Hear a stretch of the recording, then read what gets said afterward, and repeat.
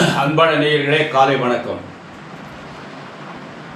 குரு பிரம்மா குரு விஷ்ணு குரு தேவோ மகேஸ்வரः சாட்சாத் பரபிரம்மா தஸ்மை ஸ்ரீ குரவே நமः.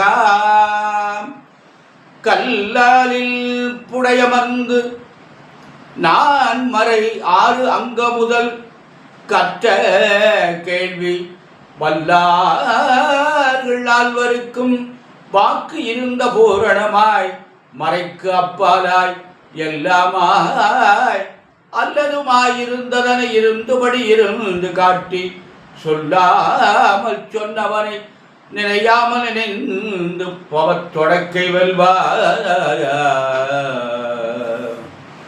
மறை உடையாய் தோல் உடையாய் பாச்சடை மேல் வளரும் பிறை உடையாய்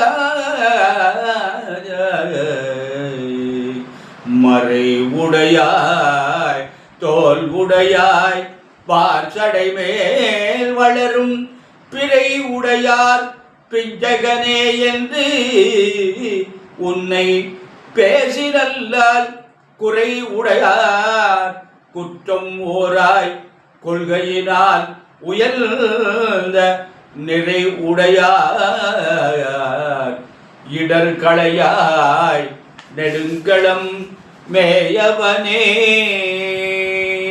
அன்பு சார்ந்த நேயர்களே, இன்று புரட்டாசி மாதம் 16ஆம் நாள் குருவாரம், வியாழக்கிழமை, தசமி திதி 3:44 மாலை, பின்னாடி ஏகாதசி, திருவோண நட்சத்திரம், சித்த யோகம், ராவு காலம் 1:30 முதல் 3, யமகண்டம் காலையில் 6 முதல் 7:30, குளிகன் 9 முதல் 10:30, சூலம் தெற்கு, பரிகாரம் எண்ணெய். அன்பான நேயர்களே, இந்த கிரகங்கள்லாம் எப்படி இருக்கிறது? இந்த சூரியன் கண்ணியில் இருக்கு. இன்னொரு 14 நாளைக்கு இந்த கண்ணியில் தான் இருப்பார்.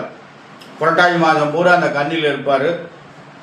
புதன் செவ்வாய் துலாத்தில் இருக்குது, சந்திரன் மகரத்தில் இருக்குது, சனி ராகு கும்பத்தில், குரு மிதுனத்தில், சுக்கிரன் கேது சிம்மத்தில் இருக்காங்க. இதுதான் இந்த கிரகங்களுடைய அமைப்பு.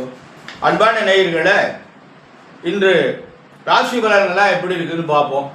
மேஷ ராசிக்கு குரு பகவான் 3ல் இருக்கார். ஆனால் சனி ராகு 11ஆம் இடத்துல இருக்கார். அது ஒரு நல்ல அமைப்புன்னு சொல்லுவாங்க. 2 கூடையவர் 5ல் இருக்கார். இருந்தாலும் கேதுவோடு சேர்ந்து இருக்கிறார்.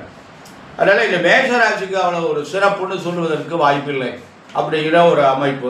சனி ராகு தவிர மற்ற கிரகங்கள்லாம் பலமாக இல்லை. ரிஷபராசிக்கு அருமையான நாள். குரு பகவான் 2ல் இருக்கார். ராசிநாதன் 4ல் இருக்கார். இது ஒரு நல்ல நிறைவு. 10ல் சனி ராகு இருப்பது, தொழிற்சாலத்தில் அவங்க 2 பேர் இருப்பது அமோகமான நாள். அதனால் ரிஷபராசிக்கு இன்று நல்ல நாள். அடுத்தபடியாக மிதுன ராசி என்பது உங்களுக்கு நாள் சரியில்லை. உங்களுக்கு ஜென்மகுரு. இந்த ஜென்மகுரு என்ன பண்ணுவார்? ஏதாவது பிரச்சனை கொண்டு பண்ணுவார், இடமாற்றத்தை மாற்றுவார், ஊர் மாற்றம், வீடு மாற்றம், இப்படியெல்லாம் இந்த இடமாற்றங்கள் எல்லாம் கிடைக்கும். பார்த்து கவனமாக நடந்து கொள்ளுங்கள். அன்பான கடகராசி என்பது உங்களுக்கு தேவையில்லாத செலவுகள்லாம் நடக்கும், விரயங்களை ஏற்படுத்தும். பார்த்து ஜாக்கிரதையாக நடந்து கொள்ளுங்கள். நல்ல விரயமாக பண்ணுவோம். இடம் வாங்குதல், வீடு கட்டுதல், இந்த மாதிரி அமைப்பில் ஏதாவது செய்வோம். சிம்ம ராசி என்பதிலே உங்களுக்கு அமோகமான நாள். குரு 11ல் இருக்குது. இருப்பினும் சனி ராகு 7ல் இருக்குது. பார்த்து ஜாக்கிரதையாக நடந்து கொள்ளுங்கள். மனைவி கணவனுடைய ஆரோக்கியத்தில் ரொம்ப கவனம் தேவை. கன்னி ராசி என்பதிலே உங்களுக்கு குரு பகவான் 10ஆம் இடத்துல இருக்கார். கெட்ட பேர் ஏற்படுத்துவார். அதனால் பார்த்து ரொம்ப கவனமாக நடந்துவோம். ஒரு வேலை பார்த்தீங்கன்னா மேலதிகாரிகிட்ட பணிவாக நடந்து கொள்ளுங்கள். தொழில் பண்ணிலாம் வாடிக்கையாளர்கிட்ட கவனமாக நடந்து கொள்ளுங்கள்.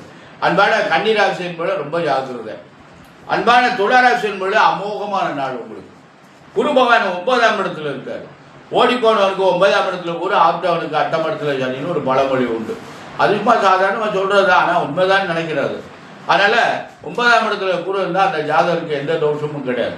அன்பான விருச்சிக ராசி என்பவர்கள குரு 8ஆம் இடத்துல இருக்கார். 8ஆம் இடத்துல போது எந்த காரியமும் நடக்காது, எந்த காரியமும் செய்யாதீங்க. புதுசாக முதலீடெல்லாம் பண்ணாதீங்க.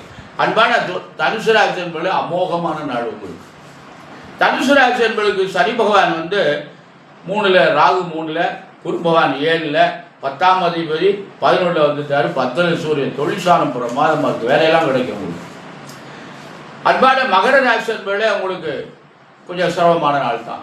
குருபான் 6ல் இருக்கார். ஆரோக்கியத்தில் ரொம்ப கவனமாக நடந்து கொள்ளுங்கள். 7.5 சனியுடைய தாக்கம் இருக்கு. அன்பான கும்பராசி என்பவர்களே, உங்களுக்கு அமோகமான நாள். குருபான் 5ஆம் இடத்தில் இருக்கார். அதனால் ஜென்மச்சனி இருக்குது, 7.5 இருக்குது. இருந்தாலும் குருபான் 5ஆம் இடத்தில் இருப்பது நல்லது. மீனராசி என்பவர்களே, உங்களுக்கும் 7.5 சனி இருக்கிறது. உங்களுக்கு 4ல் குரு. ஆக இன்னும் ஒரு 6 மாதம் இருக்கிறது இந்த குரு பேச்சுக்கு. ஆனால் இந்த குருப்பை என்ன பண்ணுறாருன்னா, மீனராசிக்கு அதிசாரம் பெற்று கடகத்துக்கு வர இந்த புரட்டாசி மாதம் இன்னும் 6 நாள் இருக்குது. அதுக்கப்புறம் உங்களுக்கு அமோகமாக இருக்கும் அப்படிங்கிற ஒரு அமைப்பு. அன்பான மீனராசி, கும்பராசி, மகர ராசி என்பவர்களே, 7.5 தாக்கம் இருக்கிறது. பார்த்து கவனமாக நடந்து கொள்ளுங்கள், நல்லதே நடக்கும். அன்பான நேயர்களே, நமக்கு இறை வழிபாடு ரொம்ப முக்கியம். சனிக்கிழமை தோறும் விரதமாக இருங்க. சனிக்கிழமை அன்னைக்கு சனி பகவானுக்கு கருப்பு துணியில் எள்ளு போட்ட கட்டி விளக்கேற்றுங்க.